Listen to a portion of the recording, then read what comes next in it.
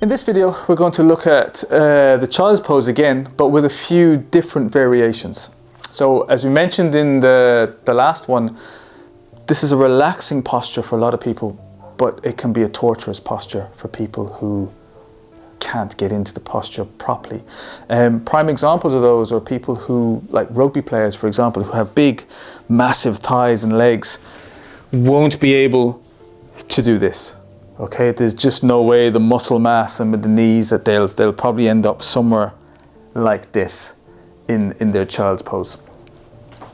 Also, people that have knee problems might have damaged their knees or cartilage, and they might find this crunching and grinding, and it's just not comfortable for them. It's quite painful. So we're going to show you a few variations of using our bolster and our blocks, how we can help to get into these positions. So the one thing that I will say is, when you're using any type of equipment within yoga, even if it's just a blanket or you're using a pillow, it's not cheating. Okay, there's no such thing as cheating. What we're trying to do is get your body into a comfortable position to begin with, so that we can gently ease and increase the flexibility and the strength. So that's why we use all these props, to make it more comfortable. Okay. So, just to recap, our child's pose is supposed to look like this, or a variation of this. But for the people with the big legs and the sore knees, this is a tough one. So what we do with these is we can actually raise up the hips. So you'll often see people in a class and they're doing this because they literally can't get down because of their thighs. That's not a problem. What we do then is we use things like bolsters, where we can rest the bum on here and there's not too much happening. Even on there, you can see, if I was a big rugby player, even that would be too low. So what we can do is we can build up as we need it, depending on how tall you are or how muscular. We could do it this way. The idea of this is, once your bum touches whatever it is underneath here, the muscles will switch off and relax. If we're hanging in the air like this, your muscles are contracted around the hips and the legs and even the lower back. So you're not really getting to relax and stretch the muscles because they're contracted. So once we hit something and we relax, the brain goes, oh, we're supported, now I can switch off. And this is when the relaxation and the stretching actually takes place. So these are the ideas. We want to build up underneath the hips, whatever position you're in, so that your bum can sit on something, and then release the muscles around it from here. So that's how we would work people that have big, huge, muscly legs, or joint problems, or just stiffness in the hips. We raise the hips up and meet it with the blocks. Some people have a problem with getting their head to the floor. We can't get our head right down for whatever reason. Okay, that's again when we use our blocks. You might need to build it up depending. So we want to get used to being in a position where we can just rest the head. So again, we can relax. The muscles can switch so that we can stretch them. So you're just finding your own position where we're supported. We're not hanging in the air like this, because this is, again, the muscles of the neck are contracted.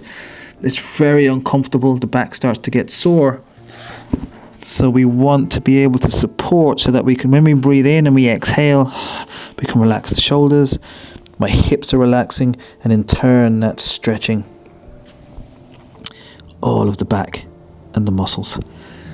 So as I said before, if we're getting in a little bit lower like this, we're trying to bring the bum to the heels. And as you can see, there's a gap in here.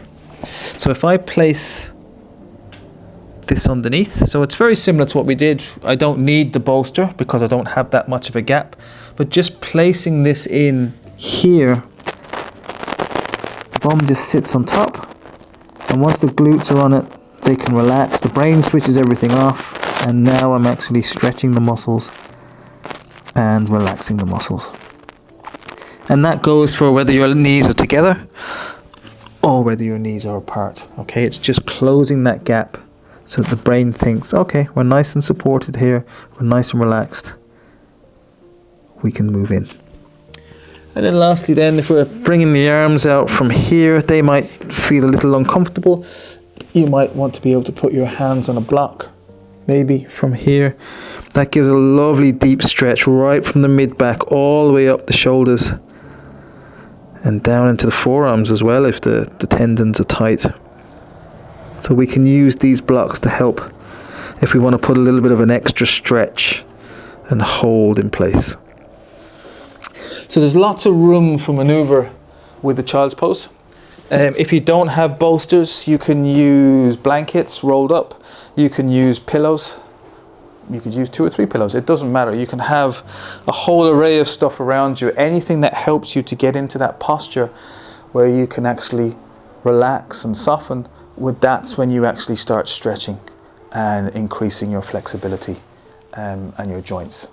So hopefully they are something that you can play with, and do play with them, because it's not just do this and this happens. This is a little bit of trial and error where you can play around with your different props of what you need and in different positions, and in using this and this and this, and then maybe using a pillow as well.